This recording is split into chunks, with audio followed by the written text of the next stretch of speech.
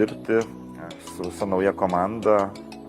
Tiesiog susėdome ir galvojom, kaip čia padaryti, kad susimažinti kaštus ir nusprendėm persižiūrėti visą infrastruktūrą. Pradėjom nuo tokių energetikos sektoriaus projektų peržiūros, kur galima pateikti, pasidarėme energetinį auditą. Fokusavomės į tokias dvi, sakykime, sritis. Tai yra viena yra elektros gamyba, todėl kad elektra buvo labai brangi. Kita sritis tai buvo pastato apšiltinimas. Tai vienas iš tų projektų buvo saulės elektrinė.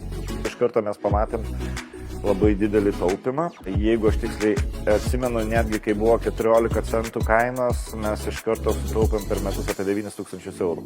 Antras projektas buvo kur kas didesnis.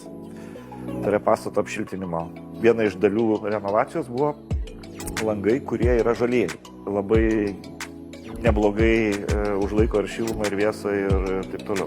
Tuo pačiu dar renovuojant padarėm dar vieną tokį įdomų sprendimą. Turbūt pirmasis viešasis pastatas yra, kuomet mes vietoj plokščių fasadę sudėjome saulės baterijas.